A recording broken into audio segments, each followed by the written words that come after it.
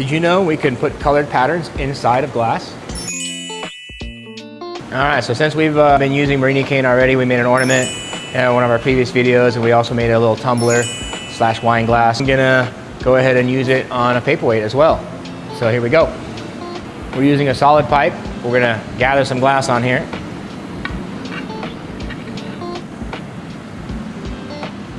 Give this a second to just chill.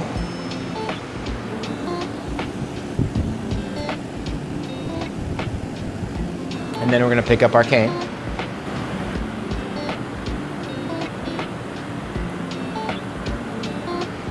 Okay, we got a little bit on there. See if I can move this one down a little bit. It got a little high. Might throw one or two more on there. Feel like I missed a spot. Give it a quick heat. Add one or two more in those blank areas that I saw. Let's see, that's what happens when it doesn't warm up. This is a good example of like how big that is. It took a little longer to create some warmth to stick, where that smaller one stuck right, no problem. So having that warming plate is very important, and the fact that I just put that on there shows you that it wasn't on there long enough, or my glass wasn't hot enough, or both. There we go. All right, so now we're smoothing this all out.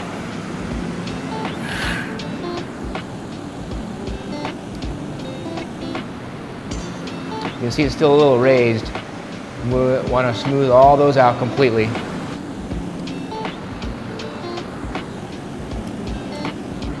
Almost there, so close. Okay, here we go. So now we're ready for the next layer of clear. So for some of you, this is a little technique that you may or may not know about, where you just poke little areas, and you can also use like a little pick. And everywhere you poke leaves a little air pocket when you gather over it. Most glass blowers already know this, but this is for you non-glass blowers.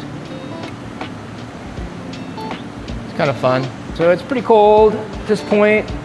I'm gonna get my blocks ready. I'll probably be in this one, and then I will also get my egg-shaped ones out that I will be using. And that looks like this, right? Egg block, regular block. Back to the furnace. We'll get a quick gather. So you can see those little areas I poked turning into little bubbles. Once I take another heat, they'll round out into nice little round bubbles. So we'll go over this with our block real quick. Smooth it out. You can see those bubbles as they heat up, turn rounder and rounder.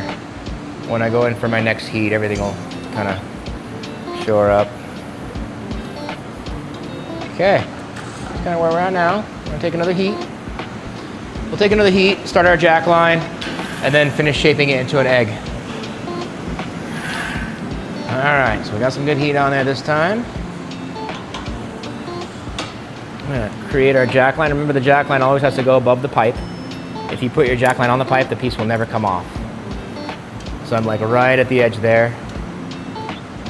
I'm gonna use my burnt out egg one before I use the good egg one. This burnt out meaning that it's just been used a lot more and has a bigger cavity. But it's a good way to preserve the good one. So we're kind of here at this point. Okay, we're gonna get the good egg block out.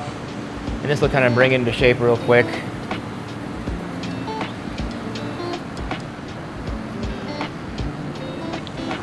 can see how nicely that rounded itself out into an egg. We're gonna reheat, jack line tighter, and do this one more time, okay?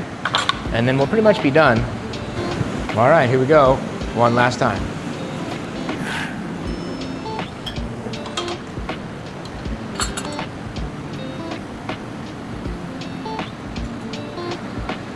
And then back to the jack line again. One last time. I pull a little bit and I squeeze a little bit at the same time to create a post. A post is basically that clear section right here that pulls it away from the pipe a bit, right? And we'll pull even more. And you can see that post kind of sticking up out of the pipe onto the bottom of the egg. And the reason I'm doing that is so that here in a second, I'm gonna hold this thing up and it's gonna kind of slump down onto that post to create a flat spot for it to sit without hitting the pipe. So now it's slumping down ever so slightly.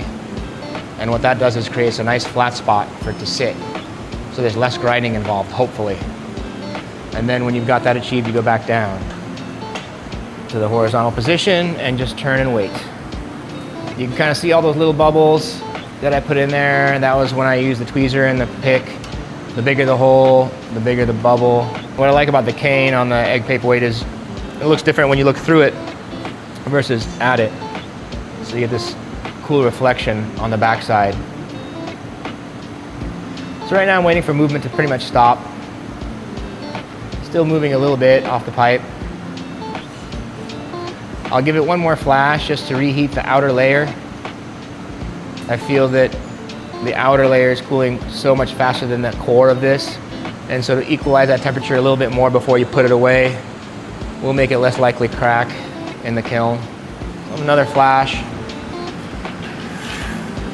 Let it cool again. If I stop turning, you'll see how much it's moving, even though it doesn't seem like it. Look at how much it's moved off center. See that?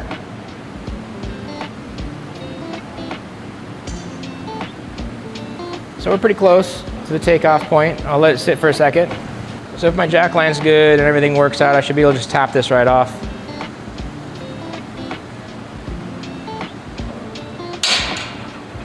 Okay.